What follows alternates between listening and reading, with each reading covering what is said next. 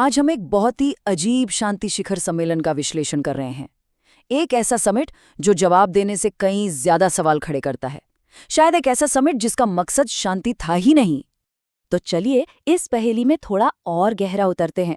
सबसे बड़ा और सबसे अजीब सवाल यही है, आखिर कोई देश शांति के नाम पर इतना बड़ा आयोजन क्यों करेगा, जब असल में लड़ने वाले ही मेहमानों की लिस्ट में ना हो। सोचने वाली बात है ना।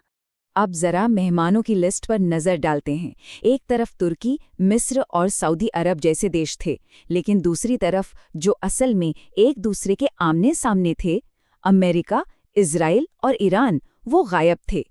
ईरान ने तो इस सम्मेलन को पूरी तरह से खारिजी कर दिया था। मतलब ये तो कुछ ऐसा हो गया कि शादी हो रही हो पर दूल्हा दुल्हन ही ना हो।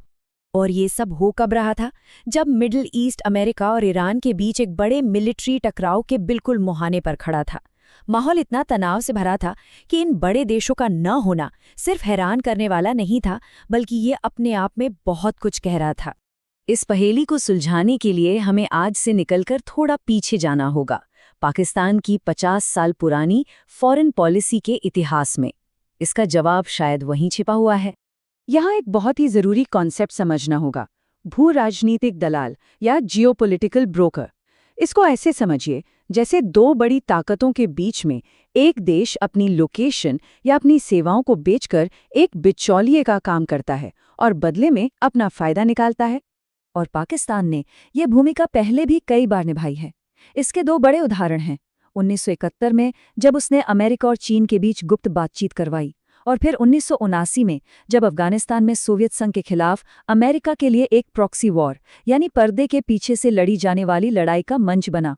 तो 1971 वाले केस को थोड़ा और समझते हैं। पाकिस्तान ने अमेरिकी national security adviser Henry Kissinger को बहुत ही गुप्त तरीके से इस्लामाबाद से बीजिंग पहुंचाया। इसी मुलाकात से अमेरिका और चीन के बीच पहली बार बातचीत का दरवाजा खुला।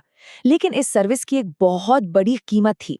अमेरिका ने उस वक्त ईस्ट पाकिस्तान यानी आज के बांग्लादेश में हो रहे अत्याचारों पर अपनी आंखें बंद कर लीं। ये एक सौदा था, साफ साफ।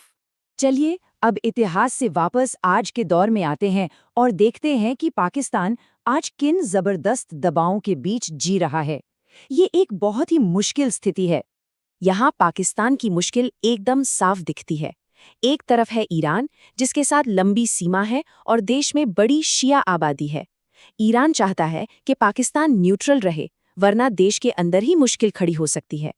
दूसरी तरफ है सऊदी अरब, जो पैसे और मिलिट्री सपोर्ट के बदले पूरी वफादारी चाहता है।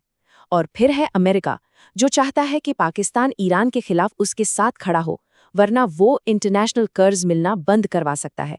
ये एक ऐसी रस्सी पर चलने जैसा है जिसके दोनों सिरों पर आग लगी हो। तो अहम बात यह है कि पाकिस्तान के लिए किसी भी एक का पक्ष चुनना लगभग नामुमकिन है। कोई भी कदम उसे या तो मिलिट्री टकराव की तरफ ले जाता है या फिर आर्थिक तबाही की तरफ। तो जब कोई सीधा रास्ता ना हो तो देश क्या करते हैं? और यहीं पर उस फैंटम समिट का असली मकसद समझ में आता है। वो समिट शांति के लिए नहीं था, वो एक बहुत ही चालाकी से रचा गया एक ड्रामा था, एक परफॉर्मेंस। तो स्ट्रैटेजी क्या थी? पहला, किसी का भी पक्ष सीधे सीधे मत लो। दूसरा, अमेरिका को ये सिग्नल दो कि देखो, हम आज भी तुम्हारे काम आ सकते हैं, एक बिचौलिए के तौर पर। और तीसरा, एक ऐसा शानदार शांति सम्मेलन करो जो दिखे तो बहुत बड़ा, लेकिन जिसमें कोई ठोस फैसला ना हो। ये कूटनीति नहीं, ये एक कूटनीतिक प्रदर्शन था। और जाहिर है, शांति मिशन के तौर पर तो ये समिट पूरी तरह से फेल रहा। कोई नतीजा नहीं निकला, कोई समझौता नहीं हुआ। लेकिन ठीक उसी समय जब ये पूरा डिप्लोमैटिक ड्रामा चल रहा था, अमेरिका के समर्थन से IMF ने पाकिस्तान के लिए $1.2 बिलियन का एक बड़ा बेलआउट लोन मंजूर कर दिया। यही था इस समिट का असली नतीजा। ये प्रदर्शन उस फाइनेंशियल लाइफलाइन को बचाने के लिए था। ये पूरी घटना हमें अंतर्राष्ट्रीय संबंधों के बारे में एक बहुत बड़ा सबक सिखाती है कि कभी-कभी जो जैसा दिखता है वैसा होता नहीं है। इस कॉन्सेप्ट को हम थिएट्रिकल डिप्लोमेसी या नाटकीय कूटनीति कह सकते हैं। मतलब कूटनीति का एक ऐसा नाटक जिसका असली मकसद शांति लाना नहीं, बल्कि पर्दे के पीछे किसी छिपे हुए वित्तीय या स्ट्रैटेजिक लक्ष्य को हासिल करना होता है। और ये बात पूरी कहानी का निचोड़ है कि ग्लोबल पॉलिटिक्स में बातचीत हमेशा गोलियां रोकने के लिए नहीं होती।